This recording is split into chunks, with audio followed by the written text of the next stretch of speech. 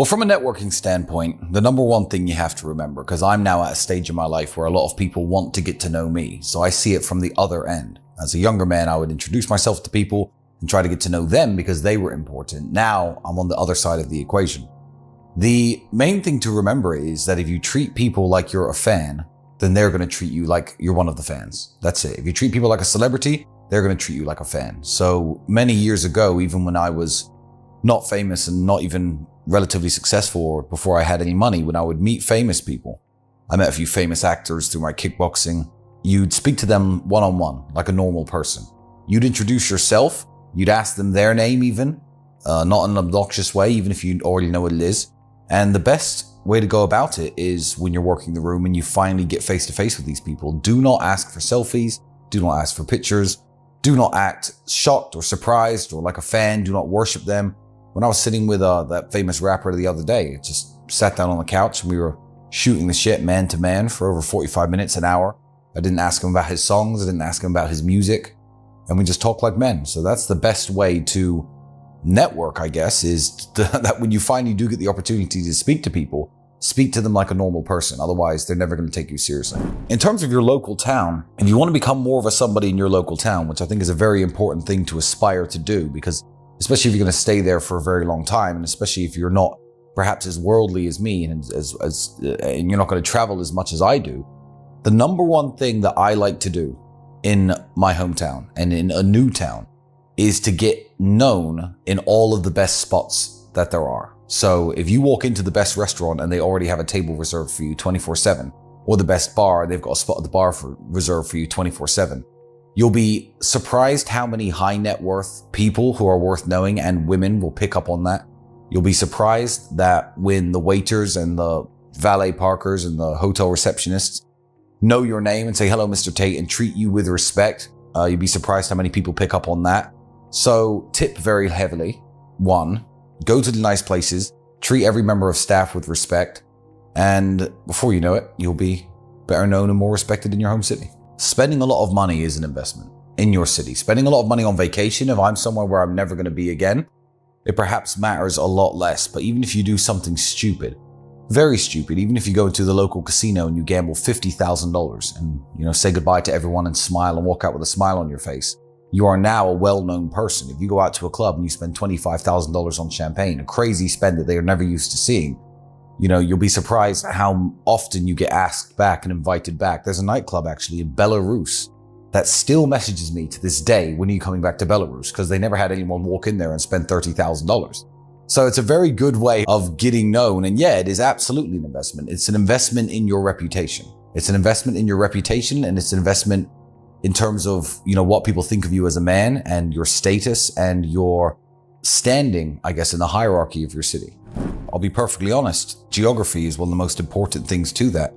There's about 5 or 6 cities in the world where the people hang out, and you have to know the places in those cities where the people hang out. So again, you have to have your dress code right. You have to have your manners right. You have to have at least some money to be able to get into the door of those places. The world works in a very strange way when it comes to high-level men and especially beautiful women as well. Imagine it in terms of 3 different rooms, and one room is free to walk inside, and it's where all the fat chicks and the brokies hang out. One room costs $2,000 to walk inside, just to get in the door, and there are the average-looking girls and the guys with a bit of money. And then one room costs $100,000 to walk into, and that's where all the 10 out of 10s hang out, and all the millionaires and billionaires and people you want to network with. That's exactly how the world actually works. That's not an analogy, because all of the places where the people who you want to meet are costs at least some money, or you have to have some type of reputation or some type of standing or some type of network or good friends to actually get into these places. So if you're in Bucharest, Romania, your odds of running into a high-value person who you think is going to be of any use to you is pretty much zero, because I probably don't want to talk to you, and neither does Andrew, and you don't know anyone else in the city. But Los Angeles, certainly, Miami, New York, London, Dubai, Singapore, there are places in the world where the people hang out. And depending on what you want to do and who you want to know, all depends on where you go. And then you just have to work your way up until you're in the same room as these people. Networking is all about making it. So you can't just network after you've made it. You have to have armed yourself with a skill set that makes you useful to people. It's no good, becoming the man in your hometown, living in LA, networking, working your way up, knowing that you can get into the best bars, the best restaurants, etc. And then when you're there, just being a jackass and not having any skills and not having anything to offer people. If you come up to me and say, hey, Tristan, I'd like to work with you, for you, you better have something good to say. So it's not just the networking aspect of it. It's what you're doing in your spare time. What are you reading? What are you learning? What can you possibly offer people? Because people like me don't really need money, so I don't care about your business idea. You probably need my marketing skills more than I need you and your business idea. I don't care about hiring you because I have the best people to do all of the jobs I want, the best cameramen, the best security guards. So if you don't have something really unique and special to offer the people who you're trying to meet, you're just going to come across as someone who's pestering them. And being pestered is very annoying when you're famous. That all depends on who you're trying to meet, but I would say the number one would be health and fitness. People will take you a lot more seriously if your clothes fit well and you're muscularly built and you're strong and you go up and give a firm handshake. If you're a fat sack of shit, people are not going to take you as seriously. That's just the way that the world works. So that's the base that you have to work off of as a young man, because maybe your IQ isn't that high, but maybe you're a nutritionist and personal trainer. Nutritionists and personal trainers to the ultra wealthy and to the celebrities of the world do very, very well. In fact, I heard of one actually. He was gifted a Ferrari for all of his hard work, but then he was arrested and had his car stolen by the police. That's quite an amusing story. But yeah, if he didn't have his particular skill set, I would never have met him and I never would have associated with him and he never would have worked for me. He never would have bought that Ferrari. On top of health and fitness, for making a good first impression, your ability to speak, your speaking voice, because that communicates into everything you do, whether it's sales and marketing, website design, fitness, training, whatever you think you have to offer people, you have to be able to convey the idea to them. You have to be able to explain the idea to them.